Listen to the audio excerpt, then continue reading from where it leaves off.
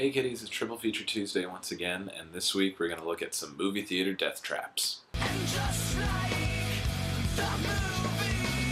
We continue with more horror movies because October is still upon us. It's going to be great. Next week, it's the actual Halloween is on a Tuesday, so it's going to be really, really good, or, you know, I suck at my job. Since most of the time we're watching movies for this triple feature, I thought it would be fun to show off when some horror movies have used movie theaters as a setting for horror and murder and terribleness, and in a way that hopefully is not evocative of the terrible events in Colorado on the Dark Knight Rises premiere a couple years ago. I apologize in advance if any of that is being, stirred up with this video, but it's really just looking at monsters and horribleness in the dark. But instead of, the usual, watching horribleness and monsters in the dark, the monsters come out and kill you, which is sort of, fun in a horror movie setting. In real life, every mass shooting is just about the worst thing ever and completely unforgivable. So our menu is going to include the Final Destination, the Blob, and Demoni. We start with the Final Destination because the inciting event of the film is at a car race. So while the movie theater at the end is an exciting set piece, it is not built up, it is not the big thing, but, it's pretty good. Final Destination 4, aka The Final Destination, it joins the ranks of A Nightmare on Elm Street, Friday the 13th, and I want to say the Puppet Master series, and having a completely ill-named final chapter. This one, overall, Final Destination 4, not a great Final Destination. I thought it was the low point. And, the movie producers thought it was such a low point that even though this was intended to be the last one, they up and made a fifth one, which I think redeemed it, but we're talking about number 4.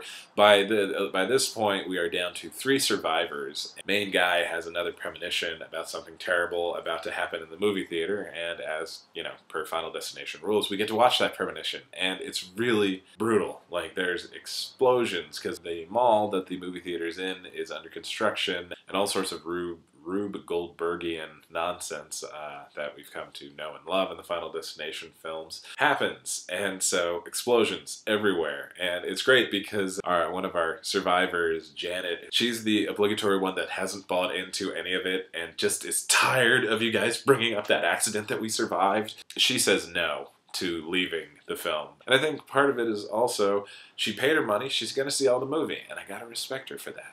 The movie they're watching is called As Love Lays Dying, but the actual footage they're showing is from Rennie Harlin's The Long Kiss Goodnight, which, that movie's just wonderful. Once the explosions start in the premonition, Janet gets eviscerated by I think like some sort of metal pole comes flying at her, and the nails are right in center mass, and it was doubly funny because the movie was in 3D, so haha, 3D. But then our obligatory couple escape the movie theater, but don't escape the escalator, which is really, really grim to watch a woman just chewed up by the insides of an escalator. That was really gross and horrifying, although I think inaccurate. I don't think if your foot gets amputated, you're not going to immediately start coughing up blood, but it was also a premonition, so maybe his subconscious was doing it for dramatic effect.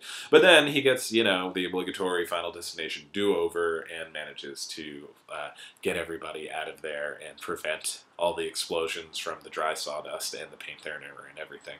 But since it's Final Destination, they all end up dying at the end because Final Destination, and I'm sorry I spoiled that. A lot of people end up dying on this triple feature because they're all horror movies. Next up, we have Chuck Russell and Frank Daramont's 80s update to the classic 50s horror film, The Blob. And this one, they did set up the movie theater. The 2 kids said that they were trying to go see a Friday the 13th-esque horror film before the end of the night, and The Blob, of course, makes its way over there.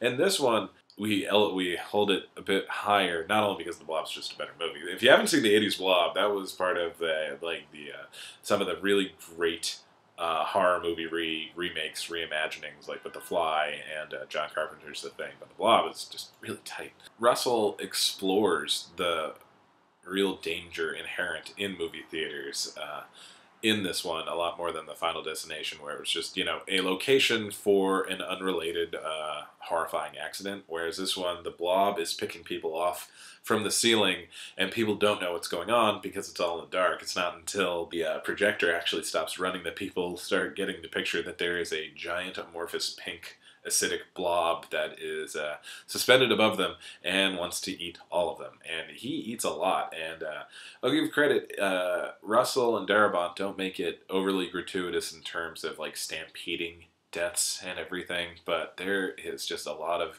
horrible things happening in the dark when the blob has, not even paid his ticket to see the movie. He crashed the movie. This little punk blob asshole. The makeup effects in the blob are wonderful, and we get good stuff with the movie projectionist, and then a couple of the unfortunate moviegoers as Shawnee Smith and her brother and his friend are desperately trying to escape the place. There was a little bit of wish fulfillment, I think, on the movie makers' roles, because after the movie projector, the first guy to actually die in the theater of the movie is a guy who's talking through the entire movie and spoiling it for the two kids sitting in front of him. But, that would be me, wouldn't it? Finally, we have Lamberto Bava, son of Mario's, Demoni, aka Demons, an Italian horror film set in, I want to say, Germany, with pretty much all Italian actors. I don't know, maybe Bobby Rhodes is an American actor, being a professional American in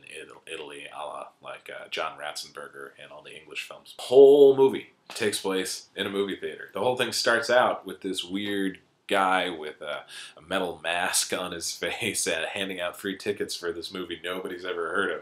And that guy is actually played by Italian actor and later director Michele Soavi, and he's really great. He directed Della Morte Dell'Amore, aka Cemetery Man, which is one of the best movies ever made. All the people with free tickets go see the movie. It's a horror film, and there's a lot of good film within a film gags because Michele Soavi is in the film within a film as well. Bobby Rhodes, who is probably a pimp, and his two lady friends. They messed around with the mask that is a central prop in the film, and because of it, they become infected and turn into Demoni and chase everybody around with their glowing eyes and like their big claws and their really gross fangs and everything. There's a lot of great fun in terms of trying to figure out what the hell is even going on, because as with like every obligatory something horrible happens in a movie theater, everybody thinks it's just the sounds they're hearing are just part of the movie at first. But then once they know what's going on, they don't know, is it the mask that infected these people? Because they can't get out of the theater. All of the doorways are miraculously bricked shut. So is the movie theater haunted, or maybe it's the movie itself that's haunted because everything is paralleling so much? About 90% of the movie takes place in what was then an abandoned theater. I believe it's a bank now. And there's wonderful Italian gore, good colors, like really bright reds for everything.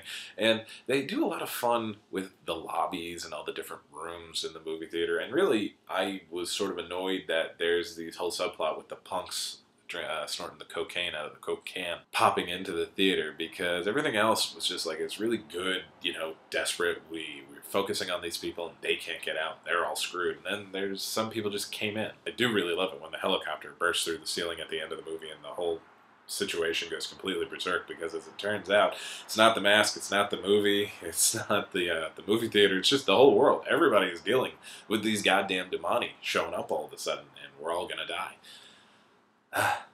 Sort of like the world becomes the movie theater, and we're all in the horror movie of our lives.